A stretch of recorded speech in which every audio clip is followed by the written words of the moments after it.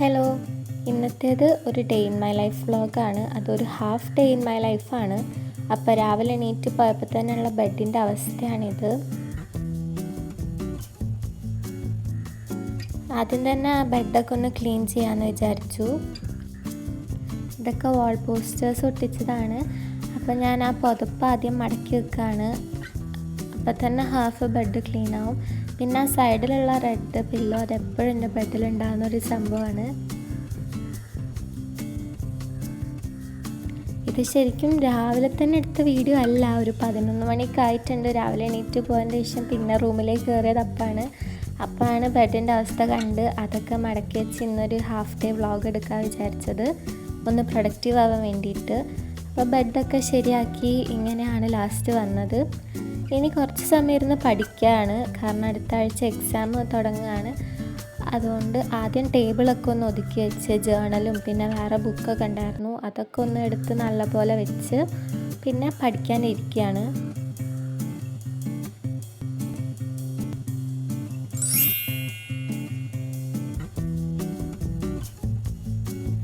ഞാൻ ഒരു table make ഓവറൊക്കെ ചെയ്യണമെന്ന് വിചാരിക്കുന്നുണ്ട്.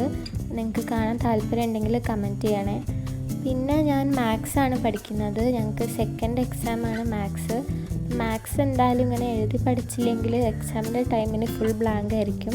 എനിക്കിപ്പോൾ വെക്കേഷൻ ടൈമാണ്, ഞങ്ങൾക്ക് സ്റ്റഡി ലീവ് ആണെങ്കിലും വെക്കേഷൻ പോലെയാണ്. പഠിക്കാൻ നല്ല മടിയുണ്ട്, പക്ഷെ പഠിച്ചില്ലെങ്കിൽ ശരിയാവില്ല. അപ്പോൾ ഞാനതിങ്ങനെ എഴുതി നോക്കുകയാണ്.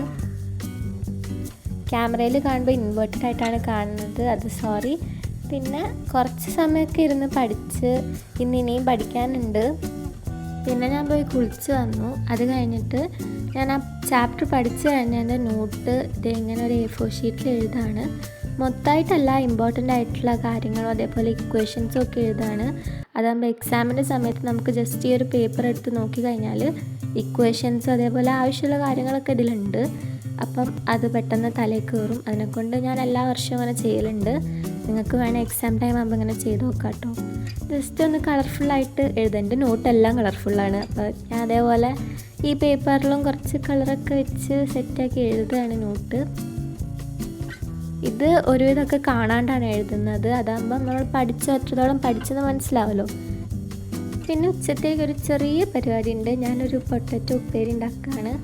അമ്മ ഓൾറെഡി എന്തോ സോയാബീൻ അങ്ങനെ ആക്കി വെച്ചിട്ടുണ്ട്, പക്ഷേ എനിക്ക് എന്തോ ഉരുളക്കിഴങ്ങും ചോറും കൂട്ടി കഴിക്കാൻ തോന്നി. എൻ്റെ കംഫർട്ട് ഫുഡിൽ ഒന്നാണ്, പക്ഷേ എനിക്ക് ചോറ് കഴിക്കാൻ ഇഷ്ടമല്ല, അത് വേറെ കാര്യം.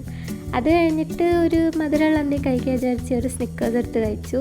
ആ മുട്ടായി കഴിക്കുന്നതിന് മുന്നേ തന്നെ അതിൻ്റെ കവർ ഞാൻ ജേണലിന് വേണ്ടി എടുത്ത് വെച്ചു. പിന്നെ വൈകുന്നേരം ഒരു വീഡിയോ ഷൂട്ട് ചെയ്യാനുണ്ടായിരുന്നു, ജേണൽ ചെയ്യേണ്ടത്. അപ്പോൾ അതിന് വേണ്ടിയിട്ടുള്ള സാധനങ്ങളൊക്കെ എടുത്ത് വെക്കുകയാണ്.